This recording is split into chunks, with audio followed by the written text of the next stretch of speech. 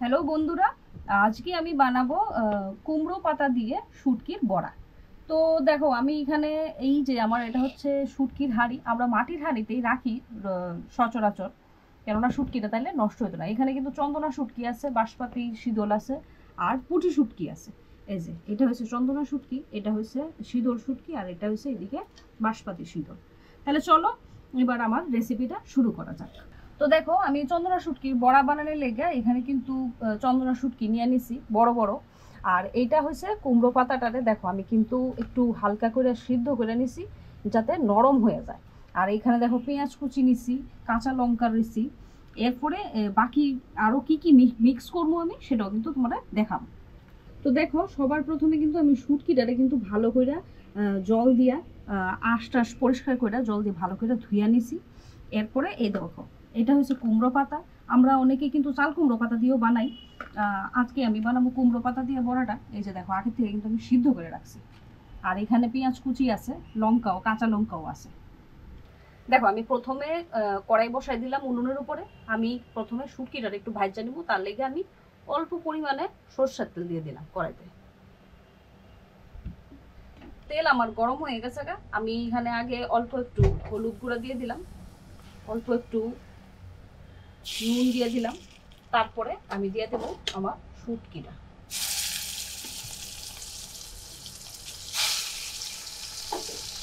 দেখো আমি এই যে হলুদ আর নুনটা আগে কেটে দিয়ে দিচ্ছি।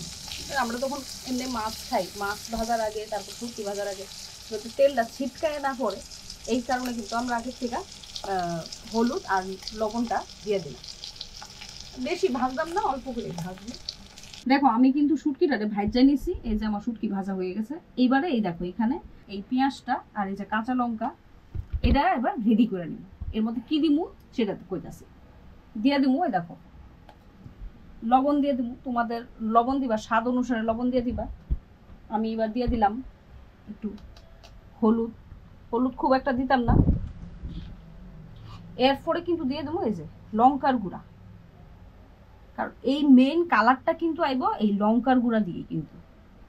আর শুটকি বড়া একটু ঝাল না হইলে খাইতে কিন্তু ভালো লাগে না। তাহলে দেখো আমি এটা কিন্তু এখানে যা যা মশলা লবণ দিছি স্বাদ অনুযায়ী, একটু হলুদ দিছি আর লঙ্কার গুঁড়া দিছি। আর একটু কালারের লেগা কিন্তু আমি এখানে ব্যবহার করতেছি একটু কাশ্মীরি লঙ্কার গুঁড়া। ঠিক আছে, এই যে কাশ্মীরি লঙ্কার গুঁড়া।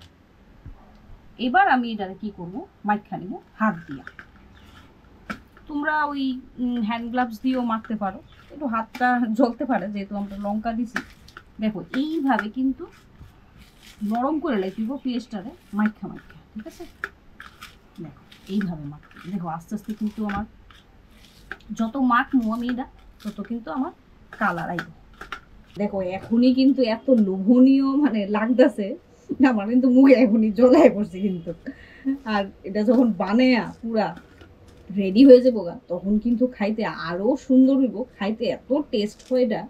সত্যি তোমরা কিন্তু বানায়া একবার দেখো কুমড়ো পাতা দিয়া। আমি দেখো আমার এটা কিন্তু পুরোপুরি রেডি হয়ে গেছে, দেখছো কিরকম কালার আছে। দেখো পেঁয়াজটা এটা পুরোটা মাইখা আমি রেডি করে রাখছি, দেখো কি সুন্দর একটা কালার আছে।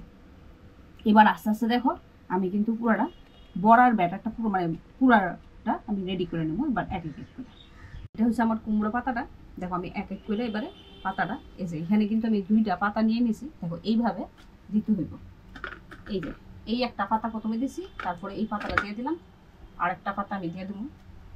যেমনটা আগে কইছিলাম তোমারে যে পাতাটা আমি আগে সিদ্ধ করে নিছি। এই দেখো এবারে পেঁয়াজটা এখান থেকে একটু নিয়ে নিলাম। ঠিক আছে,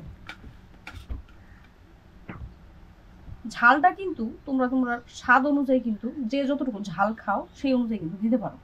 এবার দেখো আমি একটা শুটকি পিস নিয়ে, মাছের পিস নিয়ে এরকম দিয়ে দিলাম। এইবারে মেইন কাজটা কিন্তু এইখানেই। এটারে দেখো প্রথমে আমি এমন ভাজ দিলাম, ঠিক আছে, তারপরে আরেকটা এদিক থেকে দিলাম, তারপরে আবার আরেকটা এদিক থেকে দিলাম, তারপরে আবার দেখো কতগুলি ভাজ করছে। ঠিক আছে, এইবারে এটারে যেহেতু এই দেখো এইভাবে উল্টাইয়া এই রেখা দিব, এই কিন্তু আমার রেডি হয়ে গেছে। এটা দুইটা আমি বড়া বানায় নিছি, দুইটাই তোমরা দেখাইতেছি। দেখো আমি এই বড়াটা কিন্তু এইভাবে নিয়ে, যেহেতু আমি আগের থেকে এটা সিদ্ধ করে রাখছিলাম, এবারে যেই তেলে আমি শুটকিটা ভাজা করছিলাম ওইখানে কিন্তু আস্তে আস্তে এই দিয়ে দিলাম। এবার এইটাও দিয়ে দিলাম।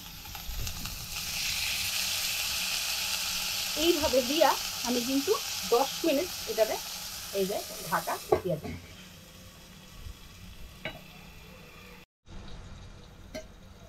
দেখো আমি 6-7 মিনিট পরে একবার ঢাকাটা সরাইয়া এটা কিন্তু একবার উল্টাই দিই। আস্তে আলতো হাতে উল্টে ফিরব, নাহলে কিন্তু এটা তুলে দিতে পারে। উল্টো না যদিও ওইটা কি সুন্দর লাল লাল করে ভাজা দিই। আবার আমি এটা উল্টানো হয়ে গেছে, আবার কিন্তু ঢাকা দিয়ে দেবো।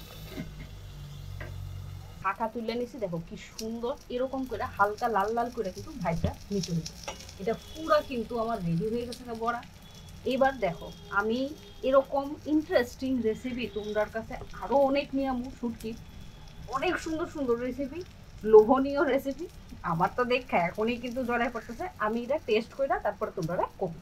তো দেখো আমার বড়া কিন্তু রেডি। এবার দেখো খাওয়ার লেগে পুরাপুরি রেডি। আমি এখানে ভাত নিয়ে নিছি, এই দেখো।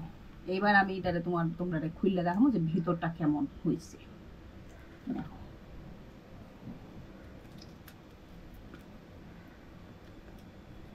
দেখো আমার পাতাও কিন্তু পুরা ভাজা হয়ে গেছে। দেখো ভিতরটা একটা যা দারুণ সেন্ট বাইরেতেছে, মানে সত্যি। তো চলো আজকের রেসিপিটা কিন্তু আমি এখানেই শেষ করলাম।